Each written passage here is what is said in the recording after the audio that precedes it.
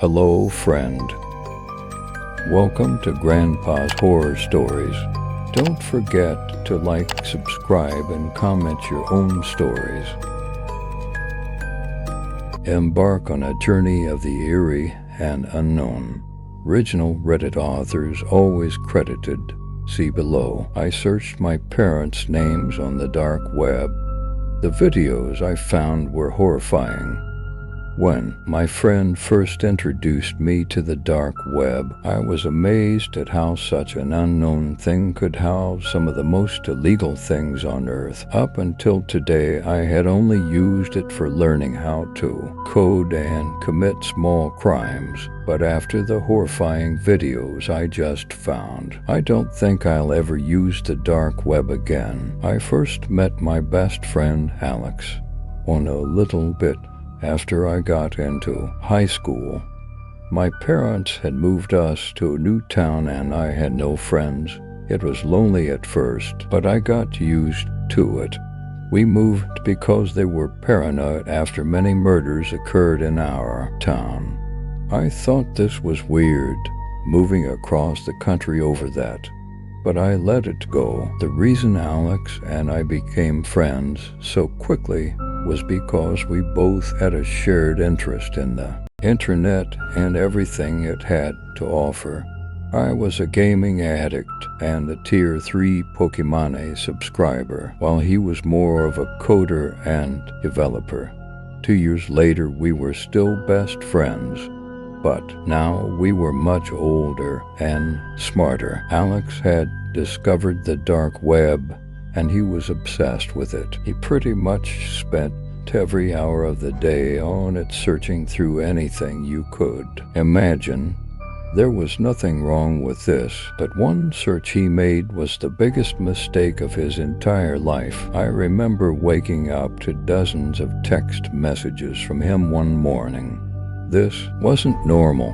Alex wasn't a very social person, and it was very hard to get words out of him. I opened my phone to see what he had messaged me. "Dude, Jack, you have to come over right now. This is important. Jack, please wake up. This is urgent. Where are you?" These were only some of the messages, but the rest were very similar, with them all being urgent, and that I needed to go to his house immediately. My parents were both at work still, so I went over to Alex's house.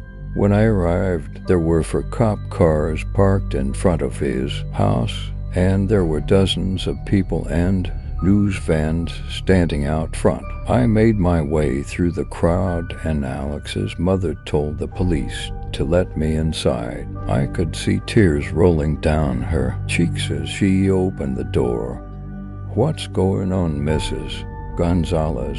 I asked. "Alex missing," she said as she started crying. My heart sank.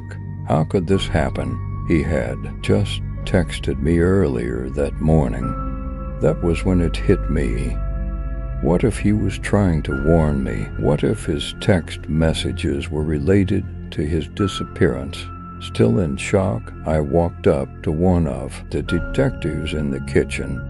"Is Alex going to be okay?" I asked. "Of course he is. He's going to be just fine. We're going to find him very soon." One of the detectives responded. Something about that response was off. It was like I knew he was wrong. Deep down, I had this slight feeling that I wasn't going to see him ever again. I remembered the text messages, however, and pulled out my phone to show it to the detective. He texted me this morning. "What if this has something to do with him going missing?" I said swiftly. As he began reading them, his expression quickly changed. It was like it got worse. He told me they needed to keep my phone for now to investigate the text messages, and said they would give it back to me later. I stayed around the house for a while, not just because I missed Alex, but because I wanted to comfort his parents. They cared about me a lot, and it hurt to see them like that. His mother couldn't stop crying. Eventually, however, I went into Alex's room to see if I could find anything that might give a clue about why he went missing. I searched through everything, but I found nothing. But then I noticed something. Alex's computer was on, but his monitor was turned off. I looked for the button to turn it on and hit it. As the screen lit up, my heart sank. He was on the dark web. Obviously, this was normal, but for some reason, he had dozens of different tabs open. I knew this part wasn't normal, so I closed the door and locked it, and began going through them. At first, it was all pretty usual for him, but then things started to get weird. He had a tab open that was an article about a murder that had happened several years ago. The article said that it was a woman who was found dead in her apartment. Her body was mutilated, cut up, and covered in acid. I nearly threw up reading it and seeing the horrifying pictures of the crime scene. Not wanting to see any of it anymore, I switched the tab just to reveal another article about another murder. Confused, I quickly went through the rest of the tabs he had opened, and they were all the same thing. They all were about some type of murder or crime. The one that stuck out the most to me, however, was one about a murder that had happened 2 years ago. At first it seemed pretty normal, but as I read further, I realized what it was. It was about the murder of our neighbor that prompted us to move away. Confusion quickly swept over me. How did Alex know about this? I never told him about it, because to me, it wasn't that important. I figured it must have just been a strange coincidence, but then I saw the last search he had made on his computer. It was my last name. Horrified and confused, I quickly stumbled out of his room and back to the living room. "Is everything all right?" Alex's mother said, sniffing away her tears. "Yeah, I just need to go home for dinner," I responded. On the way home, so many questions and thoughts filled my mind. Why was he searching up my last name? Did he think that I had something to do with this? That must have been why he was texting me so frantically that morning. If only I could just explain to him that I didn't do anything wrong, but I couldn't. He was still missing, and I had to find out why. When I got home, I raced to my room and slammed the bedroom door shut and got on my computer. I loaded up my Tor browser and turned my VPN on. I knew what I had to do. I began typing in the letters of my last name, becoming more nervous after every letter. When I finally hit enter, nothing happened. It was just a blank screen. Confused, I refreshed the page, but once again, there was nothing. But why did Alex search this if there was nothing? I thought to myself. There must be something out there. I was getting ready to close the tab, thinking I had ran into a dead end, when suddenly the page started to load. It took several minutes, but finally it loaded too. Reveal hundreds of videos. Immediately, I knew what they were. They were murders, but why did they show up when you search my last name? I considered just stopping right there and turning back, knowing the horrifying things I would see if I continued on. But I couldn't. I knew this had to be why Alex went missing. So I clicked on the first video. As it started playing, I saw what looked like a woman strapped to a chair in some sort of basement or something. I quickly recognized who it was.